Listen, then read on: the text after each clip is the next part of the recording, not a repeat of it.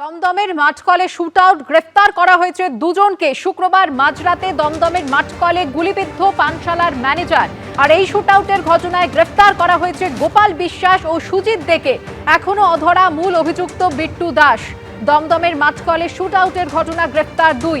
কথা বলবো আমাদের প্রতিনিধি সমীরণ পালের সঙ্গে। সমীরণ, দেখো, পিন্টু রক্ষিত যে পানশালার ম্যানেজার আশঙ্কাজনক অবস্থায় এখনো বাইপাসের ধারে বেসরকারি হাসপাতালে ভর্তি রয়েছে।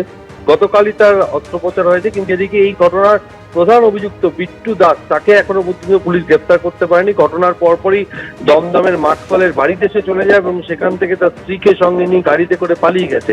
এবং সেই পালিয়ে যাওয়ার যাত্রাপথে বেশ কিছু সিসিটিভির ফুটেজ পুলিশের হাতে এসে পৌঁছেছে, কিন্তু এখনো পর্যন্ত বিট্টুর নাগাল দমদম থানার পুলিশ পায়নি। ঘটনার পরপরই ঘটনাস্থলের কাছ থেকেই গোপাল বিশ্বাসকে প্রথমে আটক করে জিজ্ঞাসাবাদের জন্য, পরবর্তীকালে তাকে গতকাল রাতে গ্রেপ্তার করা হয়েছে। এবং তার পাশাপাশি সুজিত দে ওরফে বেটু, তাকেও গ্রেপ্তার করা হয়েছে। এরা দুজনেই ঘটনাস্থলে উপস্থিত ছিল, কিন্তু যে গুলি চালিয়েছিল যে দুষ্কৃতী, সেই বিট্টু দাসের কোনো খোঁজ পাওয়া যায়নি। এই দুজনকে গ্রেপ্তার করা হয়েছে এবং আজকে তাদেরকে ব্যারাকপুর মহকুমা আদালতে পেশ করা হবে। এবং গত পরশুদিন রাত্রিবেলা 1টার সময় পানশালার ম্যানেজার পিন্টু রক্ষিত যখন বাড়ি যাওয়ার জন্য বেরোচ্ছিল, তার আগে সন্ধ্যেবেলা যে গন্ডগোল হয় বিট্টু দাসের সঙ্গে, পানশালার ভেতরে কাঁচের গ্লাস ভেঙে ফেলে এবং সেই নিয়ে তার বচসা হয় এবং বচসার জেরে তাকে ম্যানেজার পিন্টু রক্ষিত বাইরে বার করে দেয়।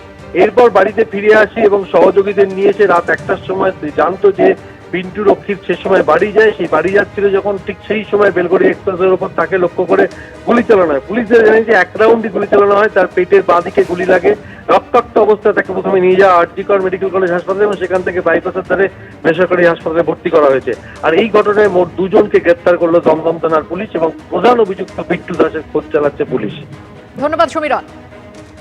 রবীন্দ্র সরোবরে ডুবে মৃত্যু কিশোরের। 3 বন্ধুর সঙ্গে লেকের সুইমিং পুলে নেমে ডুবে যায় কিশোর।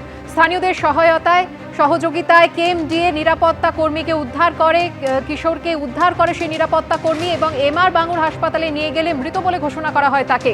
বছর 16 শিবরাম সাহু বালিগঞ্জ প্লেসের বাসিন্দা। কিশোরের মৃত্যুর পর একাধিক প্রশ্ন উঠছে। শিবরাম ডুবে যাওয়ার পর তার বন্ধুরা কোথায় গেল? শিবরাম কি সাঁতার জানতো? রবীন্দ্র সরোবরের রক্ষণাবেক্ষণ নজরদারি নিয়ে ক্ষোভ।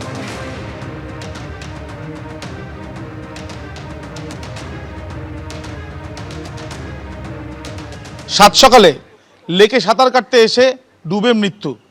যেখানে আমরা দাঁড়িয়ে আছি রবীন্দ্র সরোবর লেক, সেখানে এই যে পাবলিক সুইমিং পুল রয়েছে, সেখানে শিবরাম সাহু নামে 16 বছর বয়সী এক কিশোরের মৃত্যু হয়েছে, এমনটাই জানা যাচ্ছে। আপাতত যেটা তদন্ত করে পুলিশ জানতে পারছে যে 3 জন বন্ধু মিলে এসেছিল সাঁতার কাটতে গিয়ে। হঠাৎ করেই বাকি 2 জন বন্ধু দেখতে পায় যে ওই শিবরাম সাহু, যার খোঁজ মিলছে না। পরে পুলিশকে খবর দেওয়া হয়। পুলিশকে খবর দেওয়ার পর পুলিশ এসে এখানে সার্চ অপারেশন চালায় এবং তারপর তাকে উদ্ধার করা হয়।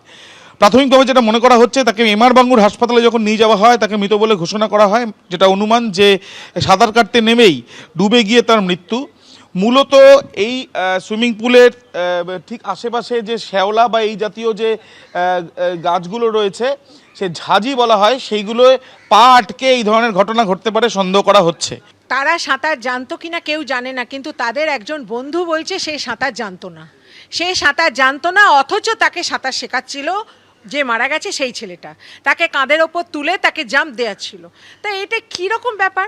ওই 2টো ছেলে ওরা কোনো রকমে উঠে এসছে, কিন্তু ও ওই ঝাঁঝিতে পা জড়িয়ে ও তলিয়ে। পুরোটাই তো মেনটেনেন্সের সমস্যা।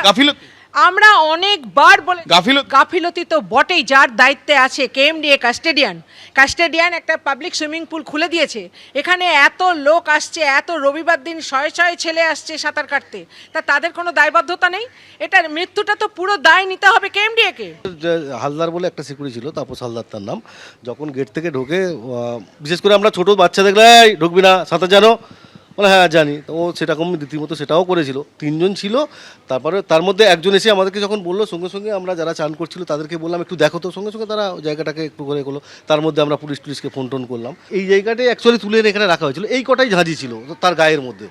মেনটেন্স হয়, হয়তো আর একটু ফাস্ট হলে ভালো হতো। ইতিমধ্যে অভিযোগ উঠছে গাফিলতির, অভিযোগ উঠছে যে রক্ষণাবেক্ষণের, কিন্তু সিকিউরিটি গার্ডের তরফ থেকেও জানিয়ে দেওয়া হলো, অর্থাৎ কর্তৃপক্ষের তরফ থেকেও জানিয়ে দেওয়া হলো যে রক্ষণাবেক্ষণের কাজ চলে, তবে আরও বেশি মাত্রায় হলে সেই ক্ষেত্রে আরও সুবিধা হবে বলেই তাদের বক্তব্য। যদিও এই ঘটনার পরিপ্রেক্ষিতে ময়নাতদন্তের রিপোর্ট কি আসে সেই দিকেই নজর দিচ্ছেন পুলিশ আধিকারিকরা। অস্বাভাবিক মৃত্যুর মামলা রুজু করে তদন্ত শুরু করেছে রবীন্দ্র সরোবর থানার পুলিশ। ক্যামেরায় অতনু কুণ্ডুর সাথে আবির দত্ত, এবিপি আনন্দ, কলকাতা।